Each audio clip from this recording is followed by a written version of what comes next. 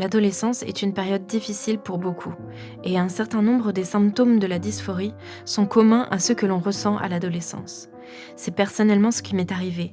J'ai mis du temps à accepter mon corps et mon caractère de femme très masculine. J'étais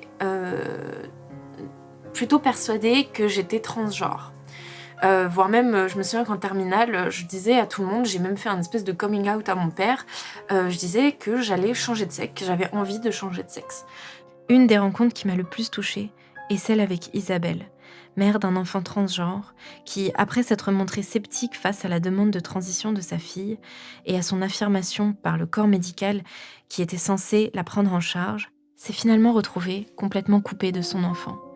Et cela me fait froid dans le dos, car je vois le chemin que j'aurais sûrement suivi si j'étais née 5 ou 10 ans plus tard. Voilà, je suis la maman d'une jeune fille qui aujourd'hui se pose des questions sur son genre et se dit transsexuelle. On s'y attendait absolument pas.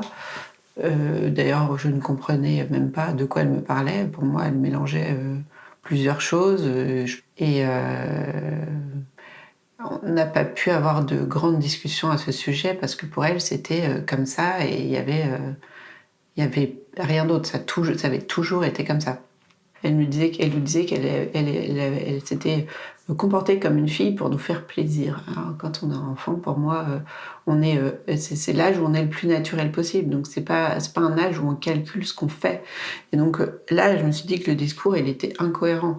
C'est-à-dire qu'elle n'arrivait pas à expliquer un mal-être, parce que finalement ça vient d'un mal-être au moment où on se pose une question. Et donc du coup, on doit pouvoir identifier ce mal-être et dire oui, à un moment je me suis sentie pas bien et pouvoir avoir un discours cohérent et posé par rapport à dessus, émettre des doutes à un moment de sa vie, etc. Sauf que là, il n'y en avait pas du tout.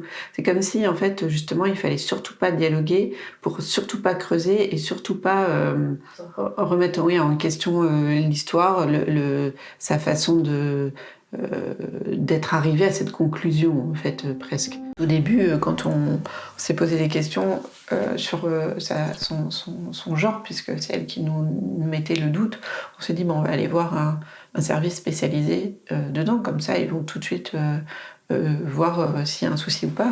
Sauf que quand on est arrivé là-bas, ils nous ont fait la promotion de leur service avec toutes les opérations qu'ils pouvaient faire, etc. On voyait plus une démarche commerciale qu'autre chose. Et ils ont dit tout ça devant un enfant qui avait à peine 16 ans. J'ai trouvé ça hyper choquant. Et après, en discutant avec le milieu médical, j'ai appris qu'il y avait des départements qui existaient parce qu'ils avaient des quotas en fait de patients. Et du coup, on se pose la question de savoir s'ils le font véritablement pour leurs patients ou pour eux-mêmes, pour leur raison d'exister. Après, quand elle m'a dit qu'elle voulait être transsexuelle, son papa, la première chose qu'il a posée comme question, c'est « Mais tu aimes les garçons ou les filles ?» Elle nous a répondu « J'aime les garçons. » J'aime les garçons. Alors, son papa, il dit « Bah, quand même, tu te fais un peu compliqué, parce que là, tu deviens transsexuel, homosexuel. » Donc c'est quand même très particulier. On se pose des questions de savoir quelle va être sa vie sentimentale plus tard.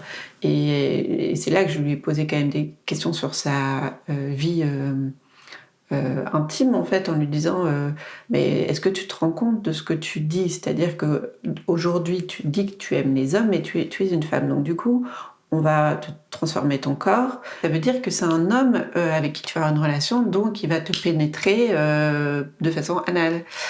Et là, quand je lui dis ça, elle m'a regardée, elle a été choquée, et elle me dit « Mais qu'est-ce que tu racontes, maman ? J'ai jamais imaginé un truc pareil. » Et elle me dit « Mais il n'y a que toi pour imaginer ça. » Je reste encore profondément convaincue que c'est autre chose le problème, et qu'elle a été vraiment complètement embrigadée là-dedans. Et j'ai souvent envie d'expliquer ça en fait aux gens qui m'entourent, aux professionnels, aux médecins.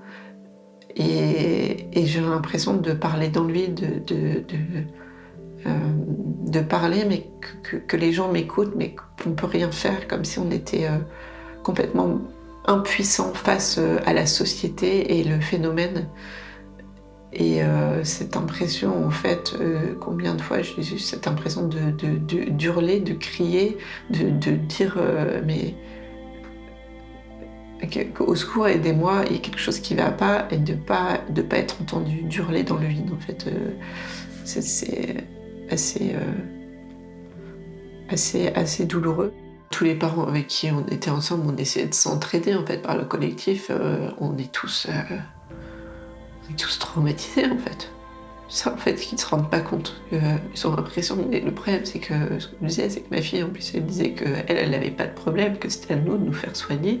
Et c'est là qu'il y a un souci, parce qu'effectivement, enfin, il faut quand même reconnaître que c'est quand même ces personnes-là où il y a vraiment un souci psychiatrique, quoi. C'est quand même pas la société complète d'aller se faire soigner pour quelques personnes qui ont été poussées par des psychiatres pour aller, ou par d'autres personnes qui sont dans ce genre-là, pour aller dans ce sens-là, quoi. C'est quand même hallucinant. Ceci est un appel à la raison, un appel à la discussion et à la remise en question. Et surtout, un appel à l'aide pour ces gens, la plupart en grande détresse, qui sont encore trop jeunes pour comprendre dans quoi ils se sont embarqués idéologiquement, émotionnellement et physiquement.